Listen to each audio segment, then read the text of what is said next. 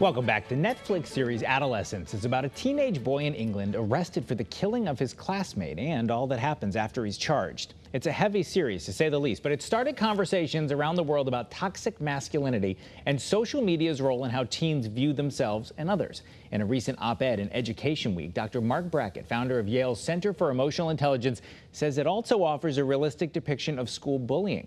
Dr. Brackett joins us this morning. Thank you so much for being with us. When you see something like this, doing what you do professionally, what's your first reaction?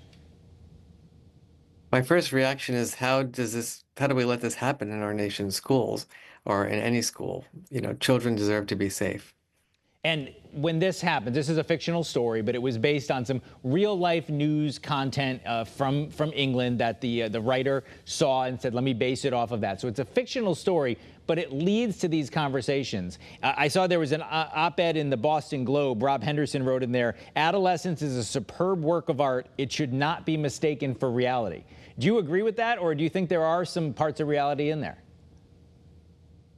I think that all developmental stages are opportunities to teach kids skills. And I think that what we have failed to do in our nation's education system is make sure that children are learning these social and emotional skills that they need to navigate their friendships, to make good decisions, to achieve their goals.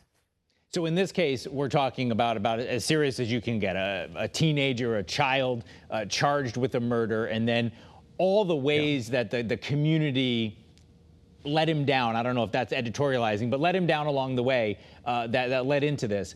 What are the lessons? I mean, do you think this is something that teenagers might get something out of, or their parents should get something out of, or their principals should get something out of? What are the lessons you hope people might take from this?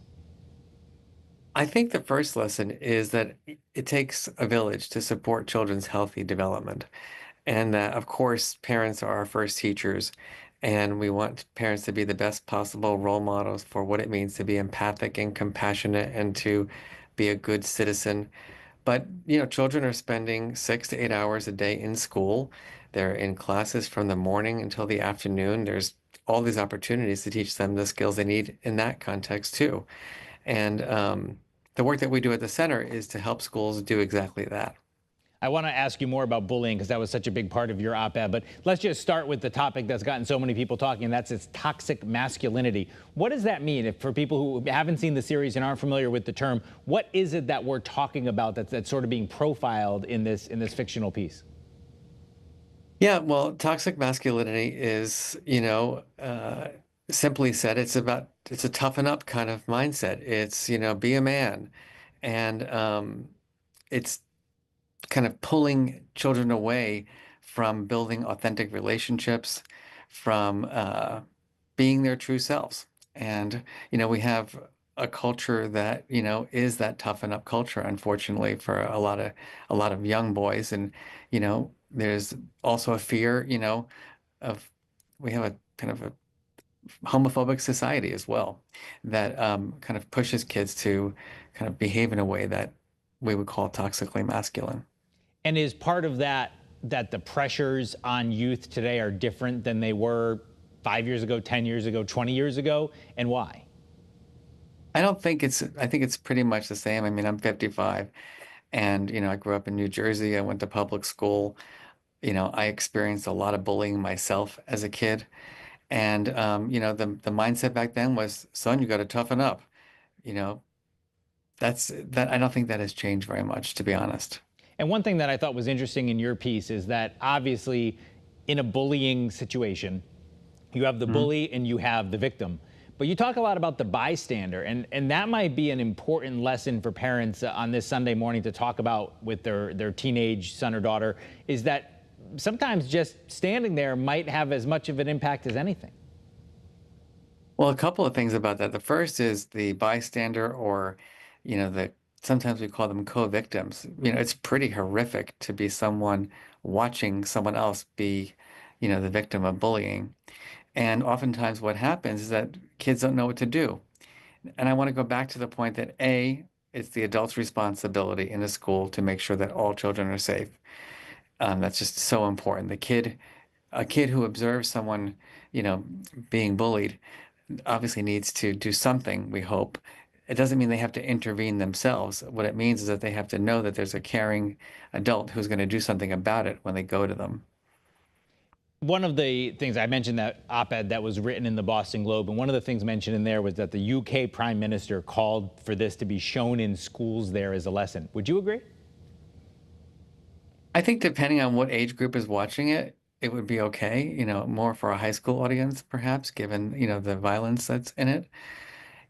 I think that those are quick fixes, that people think that, a sensationalistic way of, activating people, that's going to make change. And, I call that the quick fix mentality that we have, in most things in life, for mental health, for bullying prevention, creating rules, suspending kids, punitive measures are just not going to have any impact because people aren't learning the skills they need to navigate their relationships.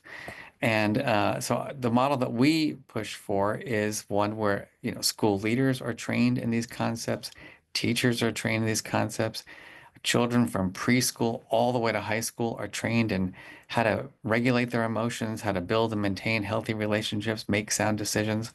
And then also parents are informed by it. We only have about 30 seconds left, but I'm wondering if, obviously what you just said is a big topic that would take, Yeah. a lot of work to implement. But is there anything you could tell parents who are watching this morning, maybe a couple of sentences, Dr. Brackett, on things either they could talk about with their kid or strategies? We have 30 seconds left. What are your thoughts on that? My thoughts are that parents need to be the best possible role models for their children. You got to check in with your kid. How are you feeling? Learn about their experiences that are happening both at home and at school, and get that granularity of their experience. And then importantly, be a role model for how to handle those difficult feelings, whether it's the kid who's kind of aggressive and modeling compassionate behavior, or the child who's suffering, and show that compassion for them as well. Well, a question you ask in your piece is, who is responsible for raising our children? I think it's a fascinating question. I hope people will check out your op-ed as well, and I hope they got something out of this, and maybe they've been talking about this conversation. So, Dr. Marc Brackett, thank you so much for being with us. We appreciate having you here on CT25. Thank you.